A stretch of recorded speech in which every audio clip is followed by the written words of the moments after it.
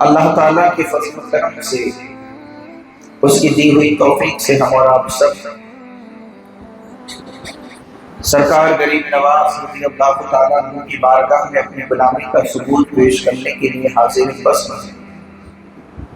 مولا کریم ہم سب کی حاضری اس محفل میں قبول فرمائے اور رب کریم اس محفل مبارکہ کو ہم سب کے لیے دنیا و آخرت کی کامیابی کا اور بخشش و نجات کا ذریعہ بنائے۔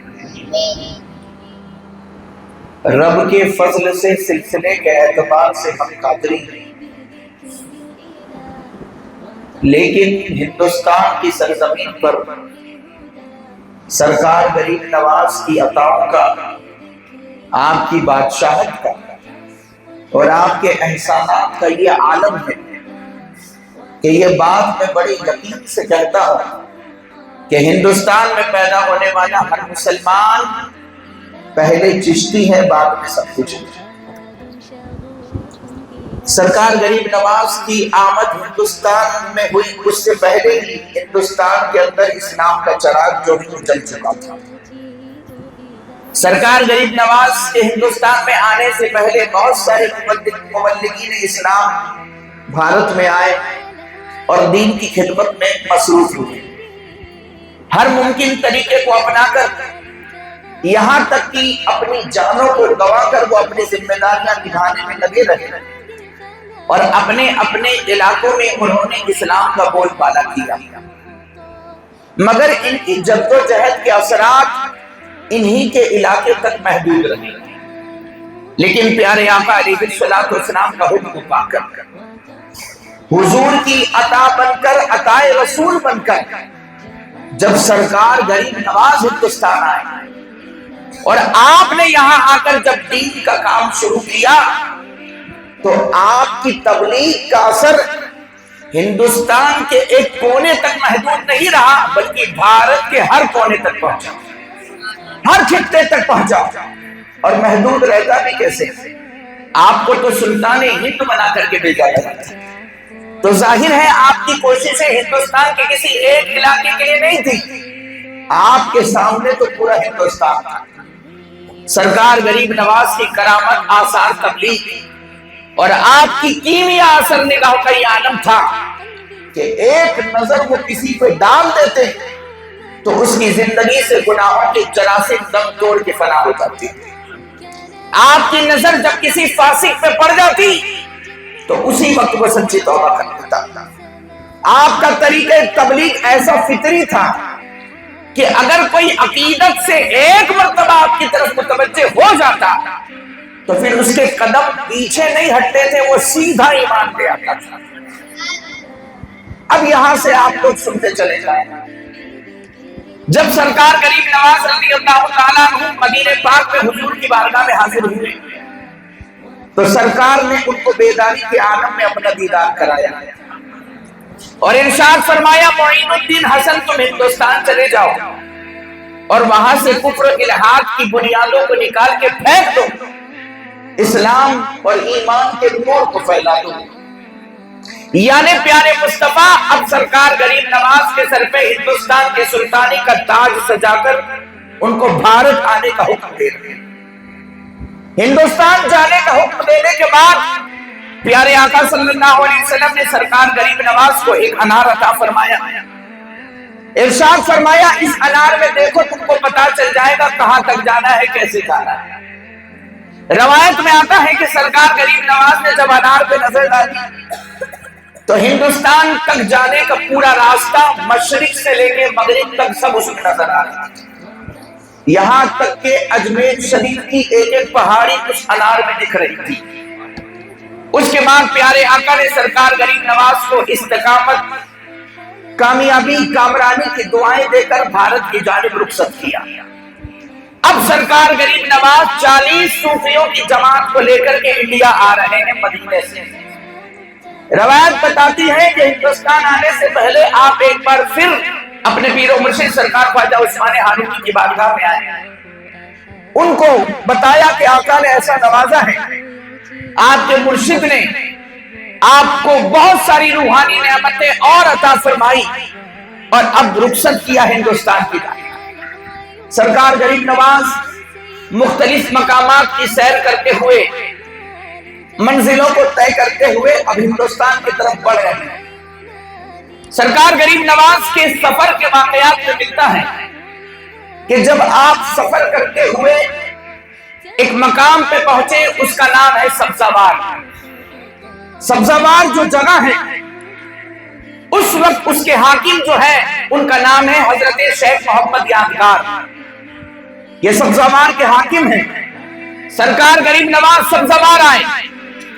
روایت یہ بتاتی ہے کہ سبزہ-وار کے حاکم شیخ محمد یادگار اس وقت مذہب رفض اختیار کیے ہوئے تھے، یعنی رافضی شیعہ والے عقیدے پر تھے، اور یہ اپنے عقیدے میں اتنا سخت تھے اس وقت کہ اگر کسی کا نام صدیق اکبر کے نام پہ ہوتا، اگر کسی کا نام سرکار فاروق اعظم کے نام پہ ہوتا، اگر کسی کا نام حضرت عثمان غنی کے نام پہ ہوتا، ان ناموں والا بھی بندہ اگر ان کو کوئی مل جاتا تو وہ اس پر بہت ظلم کیا کرتے تھے۔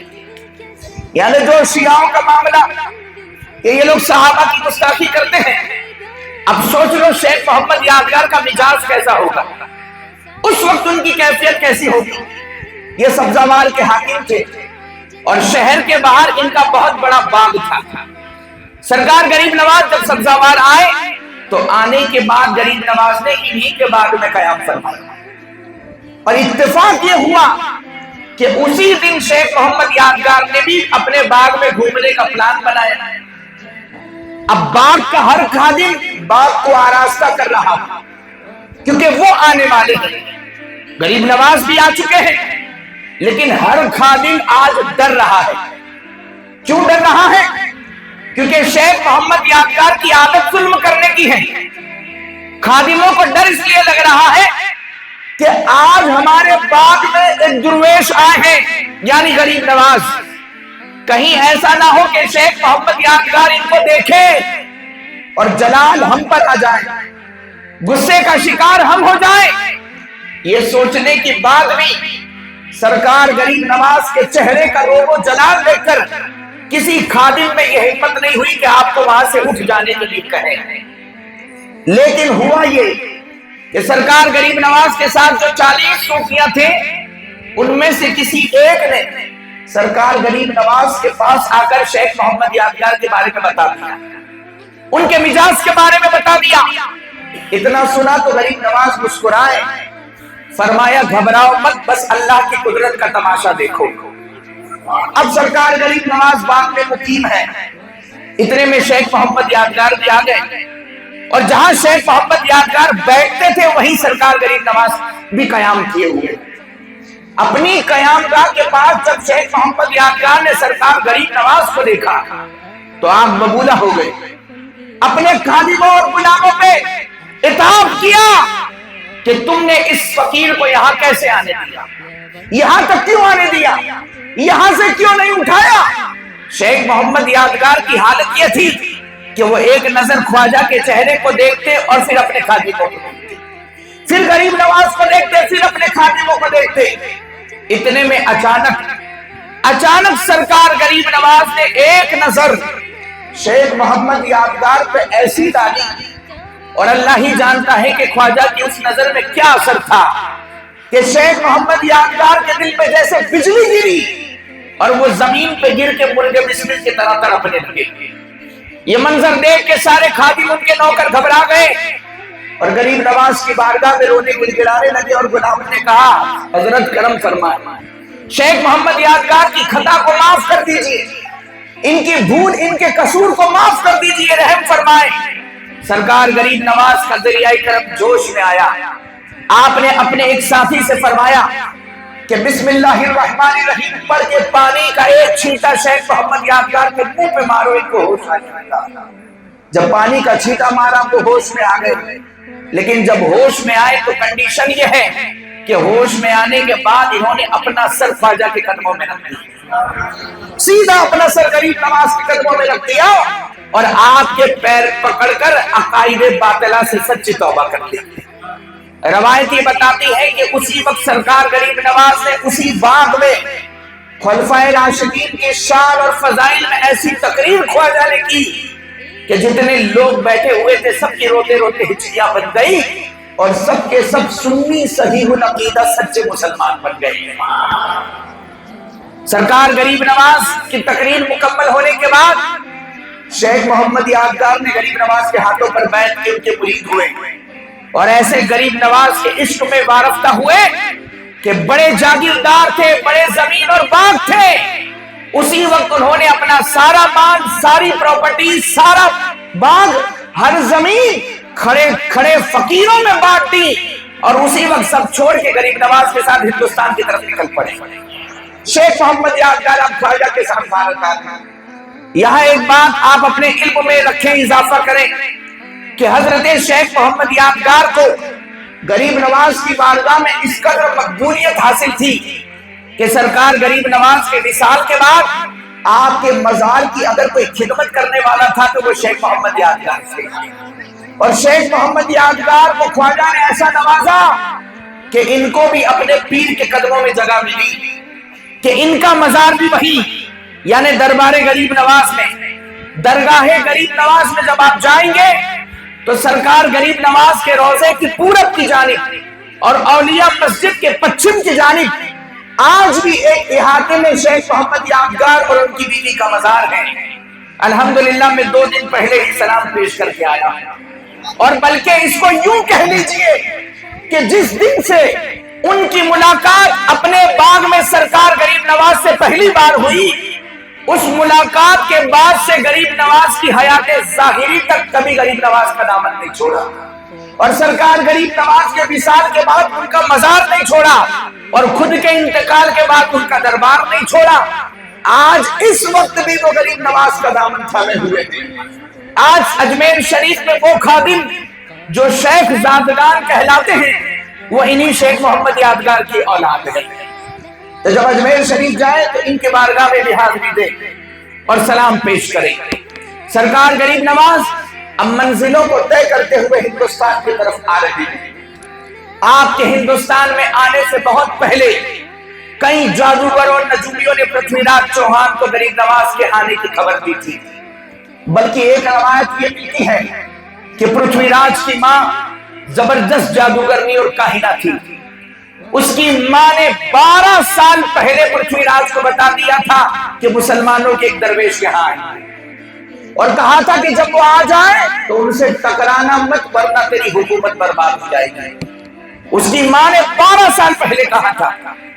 اگر ہم ہسٹری میں جائیں گے تو اس کے تعلق سے ایک تفصیلی روایت، ڈیٹیل میں روایت یہ ملتی ہے تاریخ میں کہ سرکار غریب نواز جب سفر کرتے ہوئے ملتان آ گئے، ملتان تک آئے، تو پرتھوی راج چوہان کی ماں نے اپنے علاقے کے چھوٹے بڑے سارے جادوگروں، سارے نجومیوں، سارے کاہنوں کو جمع کیا اور ایک میٹنگ بلائی۔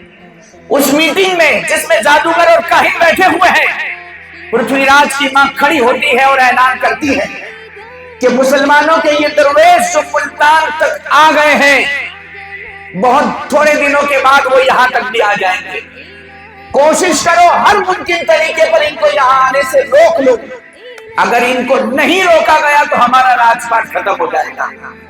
جب پرتھوی راج کی ماں نے اس میٹنگ میں یہ اعلان کیا تو ان کا بہت بڑا مذہبی پیشوا جس کا نام راج آنند نارائن بتایا جاتا ہے وہ اس میں تھا، وہ یہ سن کے کھڑا ہو گیا اور اس مذہبی پیشوا نے کہا کہ مسلمانوں کے یہ فقیر جو ملتان تک آ گئے ہیں یہ بہت بڑی روحانی طاقت کے مالک ہیں، بہت بڑی روحانی قوت کے مالک ہیں، اگر ہماری پوری فوج ان کے مقابلے میں کھڑی کر دی جائے تب بھی ان سے مقابلہ نہیں کیا جا سکتا۔ البتہ جادو وغیرہ کے ذریعے ان کو زیر کرنے کی کوشش کی جا سکتی ہے۔ یہ بات اس میٹنگ میں ہوئی۔ اس کے بعد اسی میٹنگ میں کچھ خاص جادوگر، خاص نجومی، خاص کاہن جو سینئر تھے وہ سب اٹھ کے آگے آئے اور انہوں نے آپس میں مشورہ کر کے 4 ماہر پینٹر، 4 ماہر تصویر بنانے والوں کو بلایا۔ وہ 4 ماہر تصویر بنانے والے آئے تو ان جادوگروں اور کاہنوں نے مل کر ان تصویر بنانے والوں کے دل و دماغ پر ایسا جادو کیا کہ ان چاروں کو الگ الگ کمرے میں بٹھایا اور کہا کہ جادو کے ذریعے خواجہ کی جو تصویر تمہارے ذہن میں آ گئی ہے اس کو ایک کاغذ پہ بنا کے لے آؤ۔ جادو کیا ان کے دماغ پر کہ جادو کے ذریعے ان فقیر کی جو تصویر تمہارے ذہن دماغ میں آ گئی ہے اس کو کاغذ پہ بنا کے لے آؤ۔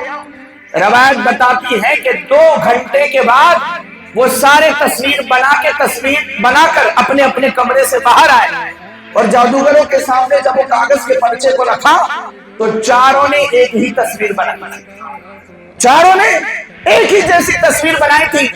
اس میٹنگ کے اندر جب وہ 4 تصویریں آئی تو اس 4 تصویروں سے انہوں نے بہت ساری تصویریں بنوائی، اس کی کاپیز بنوائی اور ان ساری تصویروں کو پرتھوی راج چوہان کی سلطنت کے ہر حصے میں بھیجا گیا اور وہاں کے خادم وہاں کے حاکموں کو یہ حکم صادر کیا گیا کہ اس صورت کا اگر کوئی مسلمان ہماری حدوں میں آتا دکھائی دے تو فوراً گرفتار کر لیا جائے یا معاذ اللہ قتل کر کے اس کا سر پرتھوی راج کے پاس بھیجا جائے۔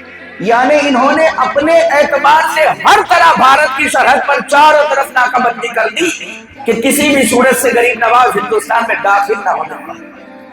یہ میٹنگ جب ہوئی تو میٹنگ کے بعد پرتھوی راج چوہان کا خاص جاسوس جس کا نام رام پرکاش بتایا جاتا ہے، رام پرکاش نے اس میٹنگ کے بعد جب یہ سنا کہ وہ ملتان تک آ گئے ہیں تو پرتھوی راج کا خاص آدمی تھا، جاسوس تھا اس کا، تو رام پرکاش نے مسلمانوں جیسا لباس پہنا، مسلمانوں جیسا بھیس بدلا اور یہ پہنچ گیا ملتان۔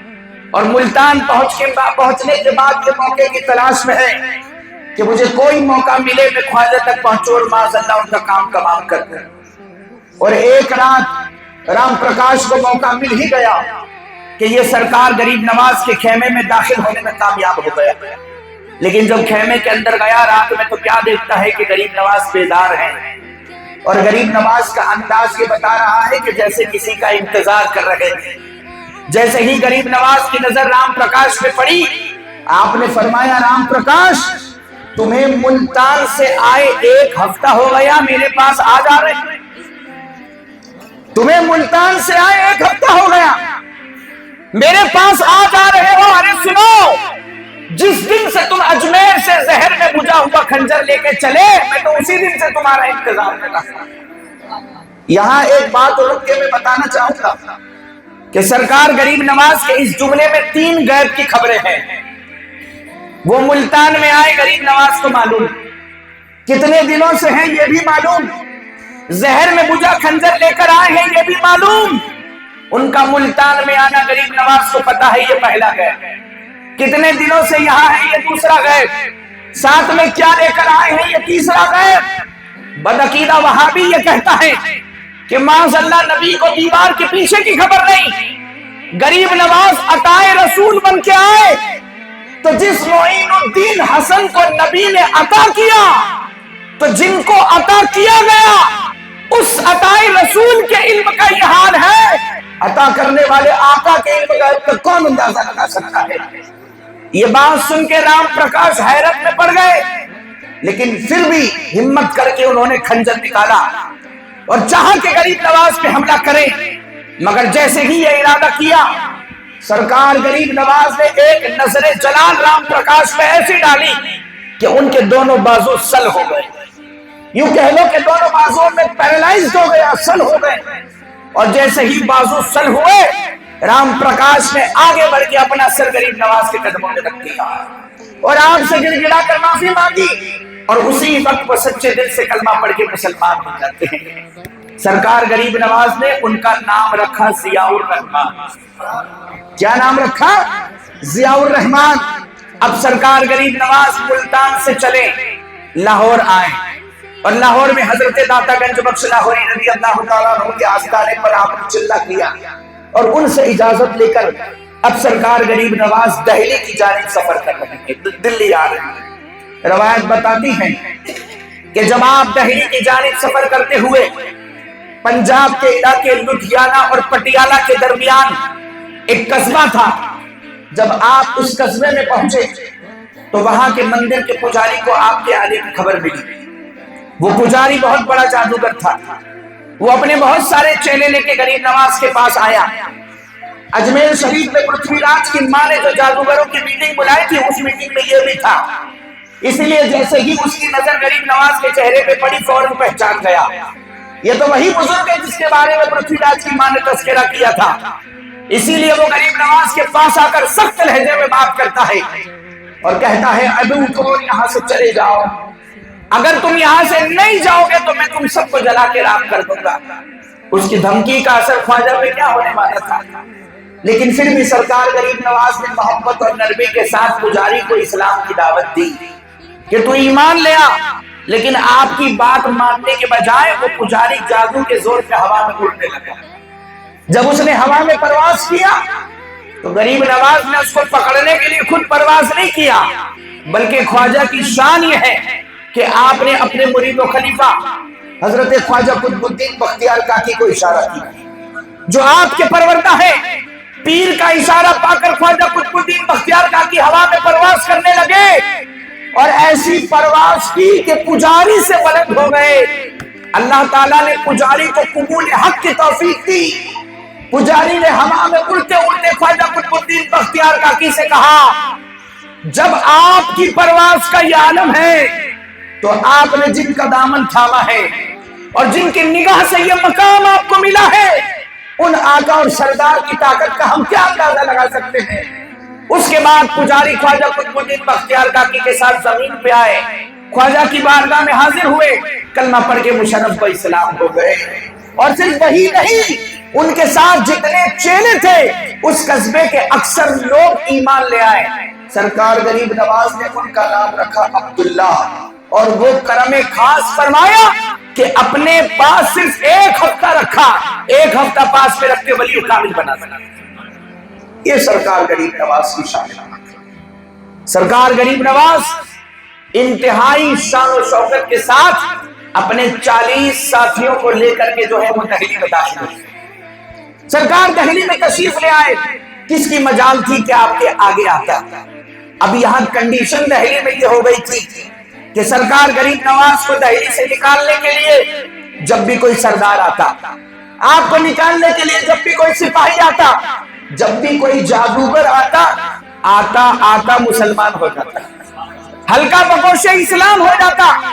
ارے وہ لوگ تو آپ کو نکالنے کی تدبیریں کرتے رہے، لیکن ان کی تدبیریں ایسی ناکام ہوئی۔ ناکام کیا؟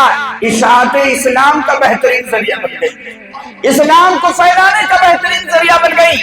ارے نکالنے والا تو غریب نواز کو نکالنے کی نیت سے آتا، لیکن وہ کیا نکالتا؟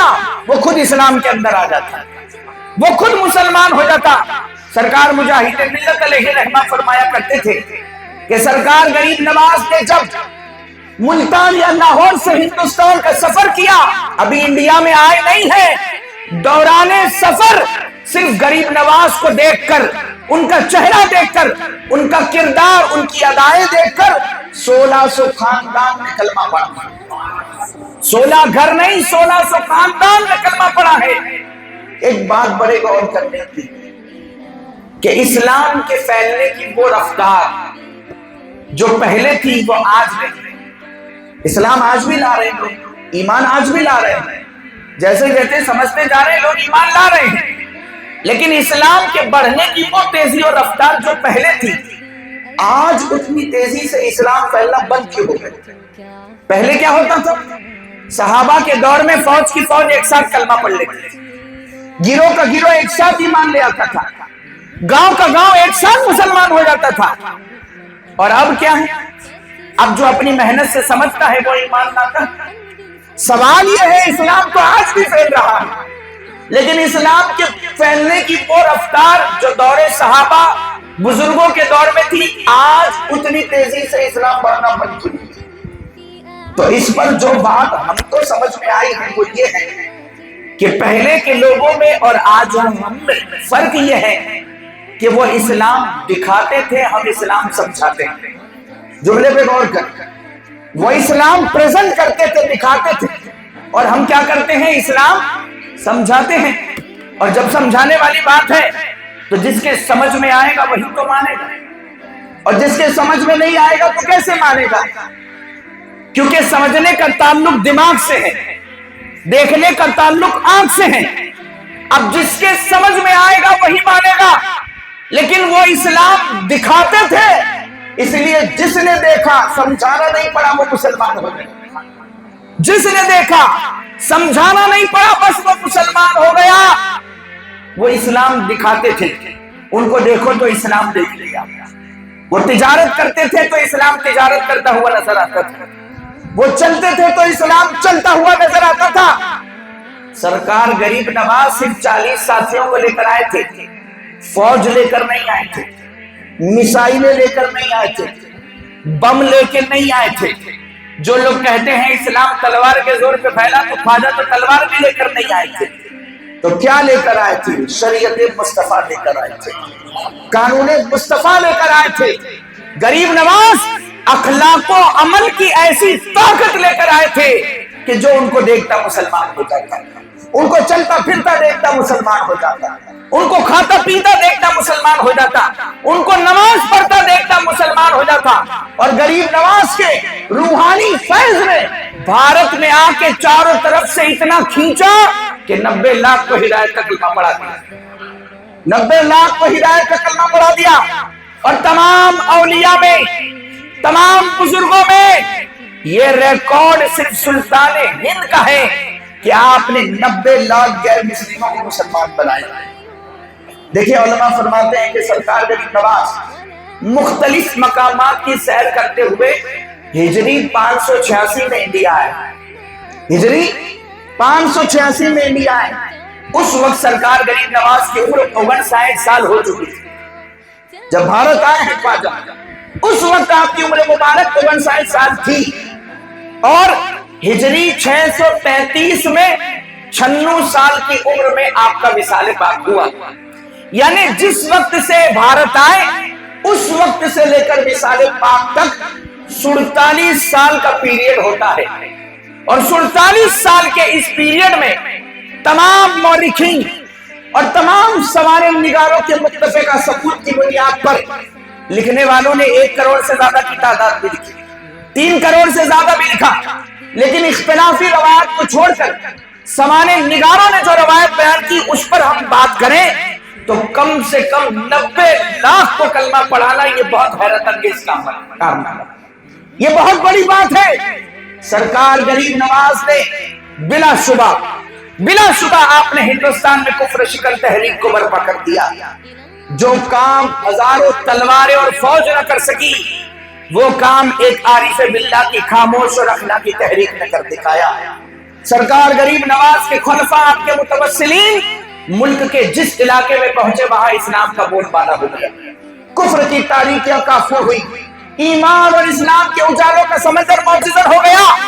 سرکار غریب نواز کی نظر کسی پہ پڑ جاتی اس کے دل کی دنیا بدل جاتی، رہزن آتا رہبر بن جاتا، قاتل آتا محافظ بن جاتا، کافر آتا مومن بن جاتا، فاسق آتا متقی بن جاتا، دشمن آتا حاشیہ بردار بن جاتا، اور اگر کوئی جادوگر آتا تو تائب ہو کر عامل قرآن بن جاتا۔ اسی لیے کسی نے بڑی پیاری بات کہی کہ خواجہ نے ایسا ڈنکا بجایا رسول کا کہ لگوایا پنڈتوں سے بھی نعرہ رسول کا، کہ لگوایا پنڈتوں سے بھی نعرہ رسول کا۔ اب سرکار غریب نواز دہلی سے اجمیر شریف کی طرف آ رہے ہیں۔ سرکار غریب نواز سفر کرتے ہوئے جب سامانہ نام کے علاقے میں پہنچے، پنجاب کے قریب کی سرحد میں پڑتا ہے یہ علاقہ، سامانہ نام کے علاقے میں پہنچے تو وہاں کے راجہ کو آپ کے آنے کی خبر ملی، اور اس راجہ کے پاس یہ راجپوت تھا، اس کے پاس غریب نواز کی ایک تصویر تھی جو پرتھوی راج نے سب نے بھیجوائی تھی، تو اس کے پاس بھی آئی تھی۔ اس کو پتا چلا کہ وہ درویش سامانہ آئے ہیں تو خوش ہو گیا، اس نے سوچا کہ معاذ اللہ میں ان کو گرفتار کر کے یا معاذ اللہ قتل کر کے پرتھوی راج سے انعام لوں گا۔ اس لیے اس نے اپنے درباریوں کو بلایا، میٹنگ کی کہ ہم کیا کریں، ان کے ساتھ یہ لوگ آ گئے ہیں۔ تو کسی نے کہا اس راجپوت راجہ سے کہ یہ تو 40-42 لوگ ہیں، ان کو پکڑنا اور قتل کرنا تو بہت آسان ہے، بھیجو فوج اور کام ہو جائے گا۔ تو سامانہ کا راجہ جس کا نام پرشوتم تھا وہ بول پڑا، دھوکے میں مت رہنا، میں نے اجمیر کی میٹنگ میں سنا ہے کہ ہزاروں جادوگر اور لاکھوں کی فوج بھی آ جائے گی تو ان سے مقابلہ نہیں ہو سکتا. البتہ کوئی فریب کی ترتیب کرو، کوئی دھوکے کا پلان بناؤ.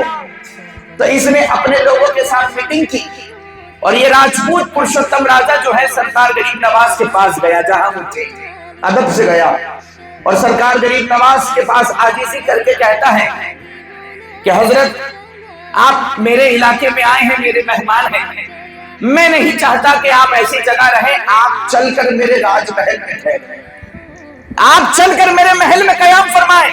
سرکار غریب نواز نے اس کی اس آفر کو رد کر دیا، نہیں مانا. جب نہیں مانے تو راجہ نے دوسری گزارش کی، اچھا میری یہ بات قبول کر لیں کہ جب تک یہاں ہے کھانے کا انتظام میری طرف سے رہے گا، جب تک یہاں ہے کھانا میرے محل سے آئے گا. سرکار غریب نواز نے اس بات کو منظور کر لیا، لیکن وہاں تو آپ کی نظر سے کہاں کچھ پوشیدہ تھا. ان کی نگاہ تو دیکھ رہی تھی کہ کیسا فریب کا جال لے کر آیا ہے. اس لیے سرکار غریب نواز نے مسکرا کے پوچھا کہ پرشوتم، میں نے سنا ہے کہ راجپوت بات کے دھنی ہوتے ہیں، ہم نے سنا ہے کہ راجپوت بات کے دھنی ہوتے ہیں اور مہمانوں کے ساتھ دھوکہ نہیں کرتے. میں بھی امید رکھتا ہوں کہ تو اپنی راجپوتی روایت کو باقی رکھے گا. اتنا سنا تو بات راجہ کے ہوش اڑ گئے. اس نے جیسے تیسے اپنے آپ کو سنبھالا اور ظاہری طور پہ یقین دلایا کہ ہاں میں آپ کے ساتھ کوئی دھوکہ نہیں کروں گا. لیکن یہ وعدہ کرنے کے بعد بھی اس نے یہ نالائقی کی اور دھوکہ کیا کہ جب اس نے اپنے محل سے سرکار غریب نواز کو کھانا بھیجا تو اس میں خطرناک زہر ملا دیا. دھوکے کا پلان بنایا، زہر ملا دیا کہ اس کو کھا کر کے معاذ اللہ کو نقصان ہو.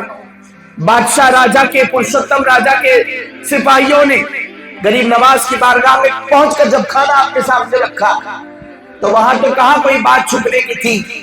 جو دل کے اندر کی بات جان لے وہ کھانے میں کیا ہے نہیں جانیں گے. سرکار غریب نواز کے سامنے جب کھانا رکھا گیا، کھانے کو دیکھ کر سرکار غریب نواز نے اپنے ایک ساتھی سے فرمایا کہ کھانے کی پلیٹ کے پاس ایک کاغذ کا ٹکڑا لا کے رکھ دو. کھانے کی پلیٹ کے پاس ایک کاغذ کا ٹکڑا لا کے رکھ دو. جب خادم نے کاغذ کا ٹکڑا لا کے رکھا تو سرکار غریب نواز نے قرآن مجید کی چند آیات کو تلاوت کیا اور قرآن مجید کی چند آیات کی تلاوت کرنے کے بعد آپ نے جیسے ہی کھانے پر دم کیا، بس اس پر پھونک کا مارنا تھا کہ جتنا زہر اس کھانے میں تھا وہ زہر کھانے سے نکل کر اڑ اڑ کے آگے کاغذ پہ جمع ہونے لگا. یہ کتنی بڑی کرامت ہے.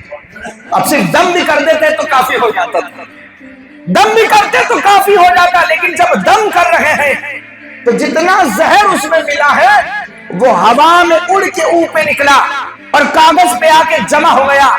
جب سارا زہر جمع ہو گیا تو سرکار غریب نواز نے کاغذ اٹھایا، پڑیا بنائی، راجہ کے آدمیوں کو دے دی اور کہا جا کے پرشوتم سے کہہ دینا کہ اپنا زہر اپنے پاس رکھے اور اس کو یہ بھی کہنا کہ تو نے اپنے اعتبار سے راجپوتوں کے ماتھے پہ کلنک کا داغ لگا دیا. تو نے یہ کام کر کے تیرے خاندان پہ اپنے اعتبار سے کلنک کا داغ لگا دیا ہے. جتنے بھی سپاہی تھے سب یہ منظر دیکھ رہے تھے. جب راجہ کے سپاہی گئے تو سرکار غریب نواز نے اپنے خادموں سے کہا آؤ بسم اللہ پڑھ کے کھانا کھا لو، آؤ دعا پڑھ کے کھانا کھا لو، اللہ تعالیٰ حفاظت فرمانے والا ہے. راجہ کے سپاہی زہر لے کے محل پہنچے اور جو آنکھوں دیکھی بات تھی سب پرشوتم کو بتا دی. غریب نواز نے جو پیغام دیا لفظ ب لفظ سنا دیا اور زہر کی پڑیا پرشوتم کے ہاتھ میں تھما دی. روایت یہ بتاتی ہے کہ اس کی ماں، راجہ کی ماں وہی کھڑی تھی جو پوری باتوں کو سن رہی تھی. جب راجہ کی ماں نے اس بات کو سنا تو وہ آنکھ ببولہ ہو گئی اور اس نے اپنے بیٹے کو ملامت کرتے ہوئے کہا کہ پرشوتم تو نے یہ دھوکے بازی کا کام کرتے ہماری راجپوتی آن کو داغدار کر دیا ہے. اس کی ماں کہتی ہے کاش میں نے تیرے جگہ سانپ جنا ہوتا، تجھے نہ جنا ہوتا کہ تو نے میرے خاندان پر دھبا لگایا. اب راجہ اپنی ماں کے تانے کو برداشت نہیں کر سکا، جو زہر اس کے ہاتھ میں تھا اسی کو کھا کے مر گیا.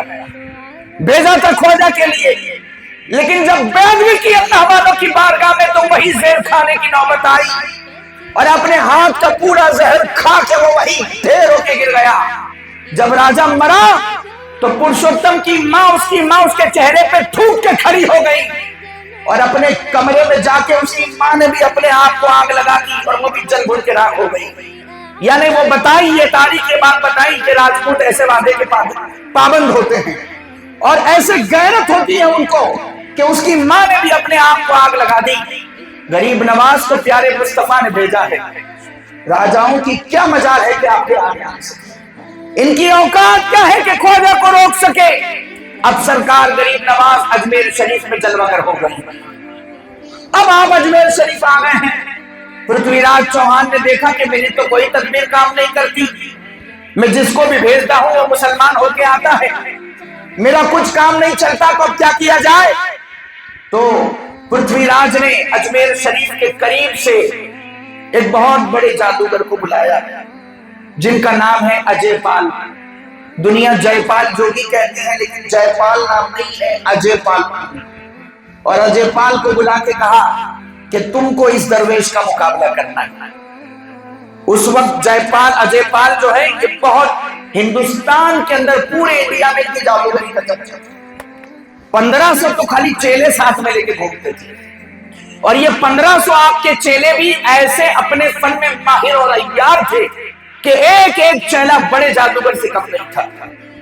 پرتھوی راج نے اجے پال کو بلایا اور کہا چلو، تو کہا میں تیار ہوں۔ اپنے 1500 چیلوں کو بلایا اور پرتھوی راج سب کو لے کر اس مقام پہ گیا جہاں سرکار غریب نواز تشریف فرما تھا۔ ان لوگوں نے جاتے ہی زوردار حملہ کر دیا۔ سرکار غریب نواز اٹھے، آپ نے وضو فرمایا اور اپنے ان 40 ساتھیوں کے گرد آپ نے ایک گول دائرہ کھینچ لیا۔ سرکار غریب نواز نے ان 40 ساتھیوں کے گرد ایک گول دائرہ کھینچ لیا اور ارشاد فرمایا خبردار کچھ بھی ہو جائے کوئی اس دائرے سے باہر نہ آئے، کوئی اس باؤنڈری سے باہر نہ آئے۔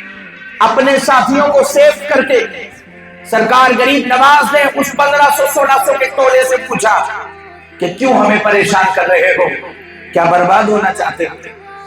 سرکار غریب نواز ان کی طاقت کو دیکھ کر معاذ اللہ گھبرا نہیں رہے، رحم کی بھیک معاذ اللہ نہیں مانگ رہے، بلکہ غریب نواز کے خطاب کا انداز یہ ہے کیوں ڈسٹرب کر رہے ہو، کیا برباد ہونا چاہتے ہو، چاہتے کیا ہو؟ اجے پال اور اس کے ساتھیوں نے کہا ہم یہ چاہتے ہیں کہ آپ انا ساگر سے وضو اور غسل نہ کریں، ہم یہ چاہتے ہیں کہ آپ انا ساگر سے وضو اور غسل نہ کریں، پانی گندا ہو جاتا ہے، پانی خراب ہوتا ہے، اور اصل مقصد تو یہ ہے کہ آپ یہاں سے یہ علاقہ چھوڑ کے چلے جائیں، اور اگر نہیں گئے تو جادو کے زور پہ ہم آپ کو یہاں سے باہر بھیجیں گے۔ اتنا سنا تو سرکار غریب نواز کو جلال آ گیا کہ ہمارے وضو اور غسل سے انا ساگر گندا ہوتا ہے۔ اتنا جلال آیا کہ آپ نے اپنے خادم کو بلایا اور بلا کے کہا کہ لے یہ میرا لوٹا اور جا کے انا ساگر کا پانی اس میں بھر لا، اور پانی بھرتے وقت یا بدوہ کا ورد کرتے رہنا۔ آپ کے وہ خادم گئے اور یا بدوہ کا ورد کرتے ہوئے جب انہوں نے انا ساگر میں لوٹا ڈالا، قدرت الہی پورا ساگر گاگر میں آ گیا، پورے انا ساگر کا پانی اس آپ کے لوٹے میں آ گیا۔ اور مورخین نے لکھا کہ صرف انا ساگر کا پانی نہیں، اجمیر شریف کی ہر باوڑی ہر کنواں خالی ہو گئی۔ اجمیر شریف میں جتنا پانی اس وقت تھا انا ساگر کے علاوہ بھی سب غریب نواز کے لوٹے میں آ گیا۔ آپ کے وہ خادم نے لوٹا آپ کے قدموں میں لا کے رکھ دیا، اجمیر کا پورا پانی غریب نواز کے قدموں میں پہنچا۔ جب لوٹا آپ کے پیروں کے پاس آیا تو آپ نے اجے پال کی طرف دیکھ کر کہا آ، تجھ میں طاقت ہے تو آ لوٹا اٹھا کے دکھا، تجھ میں دم ہے تو لوٹا اٹھا اور انا ساگر میں ڈال کے دکھا۔ اجے پال اس وقت بڑے مشہور جادوگر تھے، آگے بڑھے، اٹھانا تو دور لوٹے کو ہلا بھی نہیں سکے، لوٹے کو ہلا بھی نہیں سکے۔ آپ نے فرمایا تیرا جادو یہاں نہیں چلنے والا، تیرا جادو یہاں نہیں چلنے والا۔ اس کے بعد آپ نے خود یا اپنے کسی مرید کو پھر بھیجا کہ جا کے پھر سے انا ساگر میں ڈال کر کے آ۔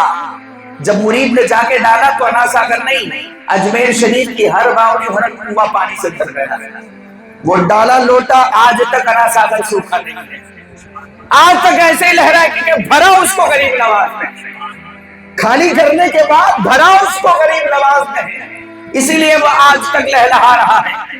اس کے بعد جادوگروں نے جب یہ کرامت دیکھی تو ان کو تو ہوش ٹھکانے آ جانے چاہیے تھے، لیکن ان کو غصہ آ گیا اور سب نے اپنے جادو کے زور پہ ہزاروں سانپ دوڑانا شروع کر دی۔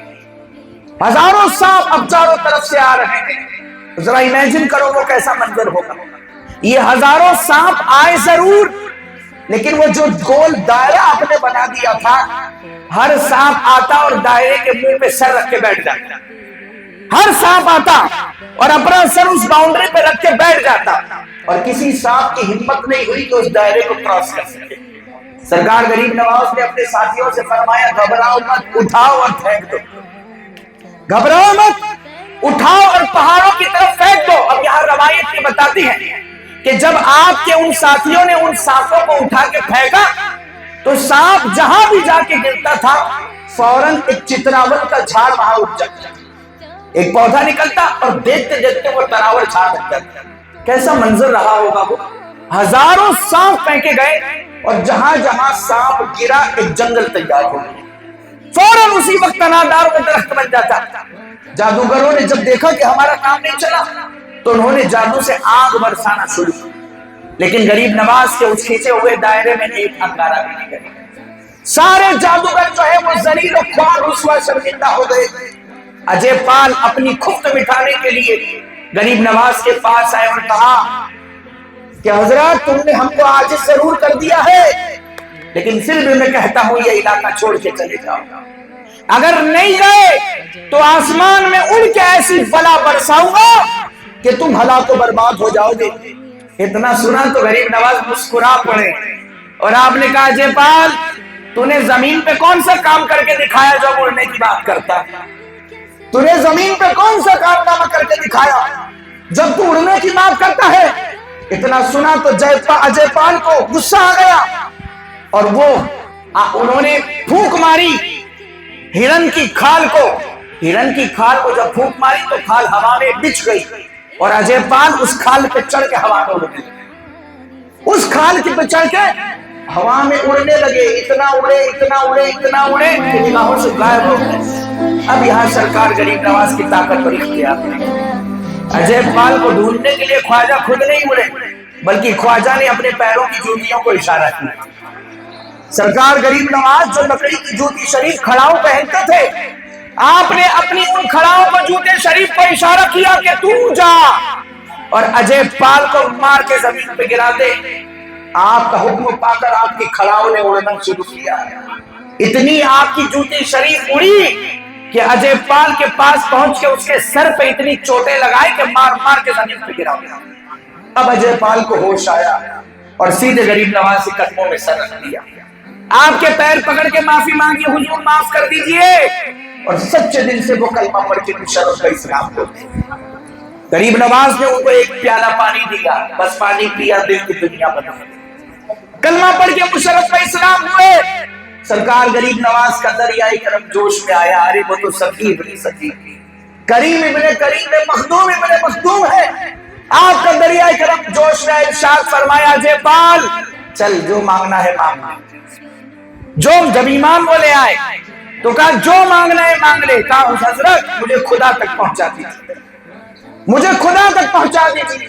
سرکار غریب نواز نے ان کے قلب پر ایسی باطنی نظر ڈالی کہ اسی وقت ان کا دل معرفت کا گنجینہ بنا، یعنی ولایت کے مقام پہ پہنچ، اسی وقت معرفت کا گنجینہ بنا۔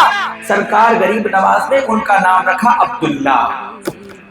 آپ کا دریائے کرم ویسے ہی جوش پر ہے، آپ نے ارشاد فرمایا اجے پال اور بھی کچھ مانگنا، اور بھی کچھ مانگ لے۔ عرض کیا حضور میری تمنا ہے کہ میں قیامت تک زندہ رہوں، حضور میری تمنا ہے کہ میں قیامت تک زندہ رہوں۔ آپ نے اس کی درازی عمر کے لیے دعا کی جو بارگاہ رب میں قبول ہوئی، اور آپ نے بشارت دیتے ہوئے فرمایا کہ بے شک تو قیامت تک زندہ رہے گا، لیکن لوگوں کی نگاہوں سے چھپا رہے گا۔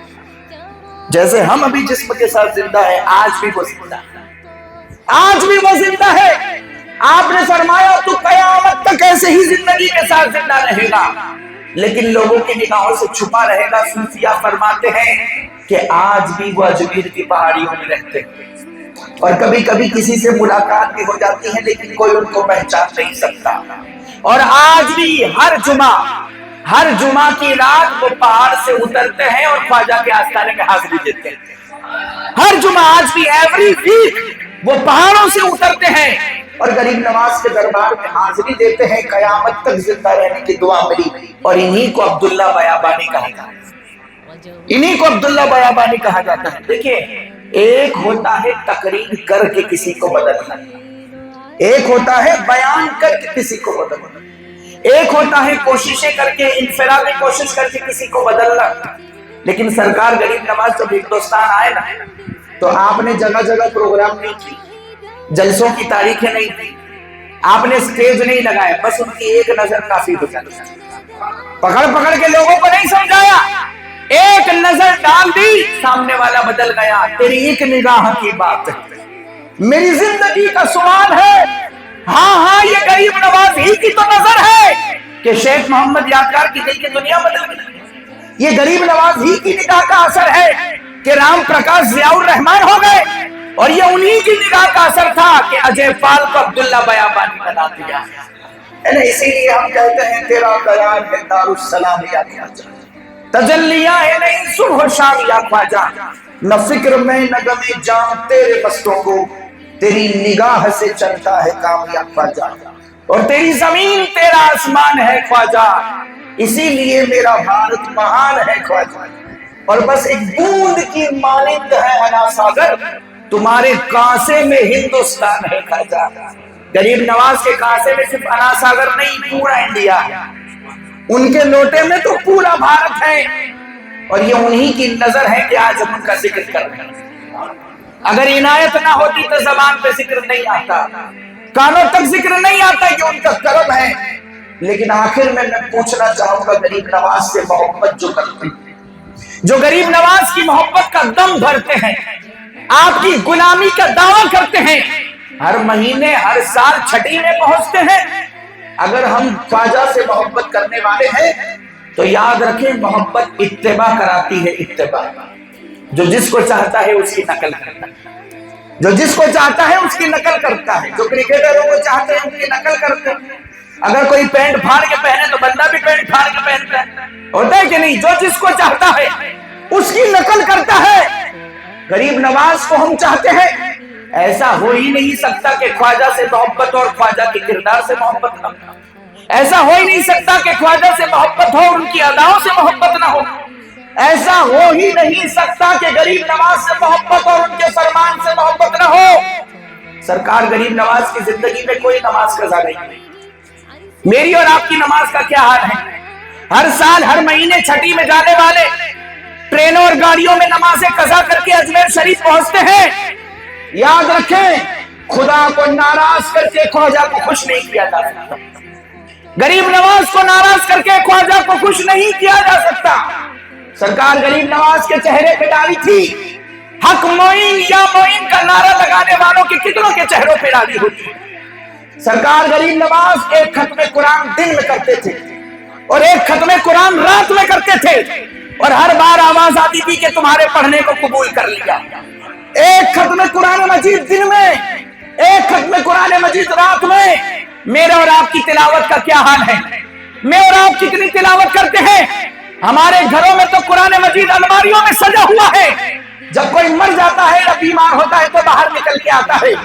ہمارے مسلمانوں کے گھروں کا ماحول اتنا بگڑ چکا ہے کہ یہ بات میں بڑے یقین سے کہتا ہوں کہ رمضان شریف کو چھوڑ کر باقی کے 11 مہینے کوئی ملا کے 5 پاروں کی بھی تلاوت نہیں کرتا۔ بتاؤ یہ بات سچ ہے کہ نہیں؟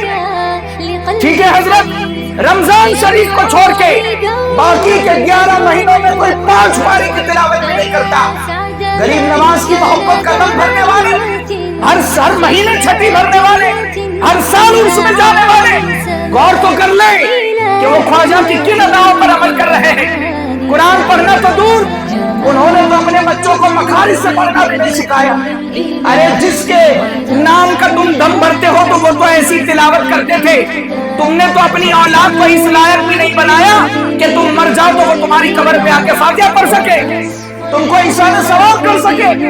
سرکار غریب نواز نے 70 سال اپنی بستر کو پیٹھ نہیں ٹیکی، انہوں نے اپنے نفس پہ اتنا کنٹرول کیا۔ خواجہ خواجہ کا نعرہ لگانے والے آج اپنے نفس پہ کتنا کنٹرول کرتے ہیں۔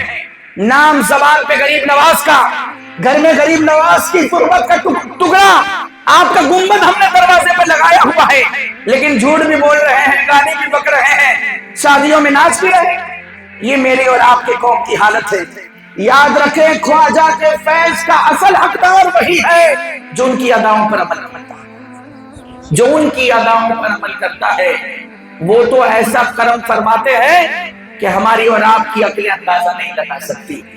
اللہ والے جب دیتے ہیں تو وہ ختم نہیں ہو جاتا، وہ ایک ہی بار دے کے دھنوان بنا دیتے تھے۔ اس لائق بنے تو صحیح۔ میں اپنے لیے بھی کہہ رہا ہوں، آپ کے لیے بھی کہہ رہا ہوں، وہ تو آئے ہی عطائے رسول بن کے اور 800 سال سے آج عطا ہی کر رہے ہیں۔ کمیاں ہیں تو ہم میں، کمیاں ہیں تو ہم میں ہیں۔ سلسلے اشرفیہ کے ایک بہت بڑے بزرگ تھے چوسا شریف، انہوں نے سرکار غریب نواز کے دیدار کے لیے اجمیر شریف میں 40 دن چلہ کیا کہ مجھے غریب نواز کا دیدار ہو، لیکن ان کو کامیابی نہیں ملی۔ چلے میں بندہ عبادت کرتا ہے، خواجہ کا دیدار کرنا چاہتے تھے، 40 دن آپ کے دربار میں چلتا ہے کہ دیدار ہو غریب نواز کا، وہ کیسے ہیں میں دیکھنا چاہتا ہوں، لیکن ان کو کامیابی نہیں ملی۔ 40 دن پورے ہو گئے تو انا ساگر کے کنارے جا کے بیٹھ گئے اور سوچنے لگے کہ کیوں مجھے کامیابی نہیں ملی، کیوں مجھے خواجہ کا دیدار نہیں ہوا۔ سوچ رہے ہیں، غمگین ہے، رنجیدہ ہے کہ چوچا کے سید ہے۔ جب زیادہ پریشان ہوئے تو ایک بزرگ سامنے آئے، کہا دیکھ لو تمہارے سامنے کھڑا۔ سرکار غریب نواز کی جلوہ گری ہوئی عالم بیداری میں، کہا دیکھ لو تمہارے سامنے کھڑا ہوں۔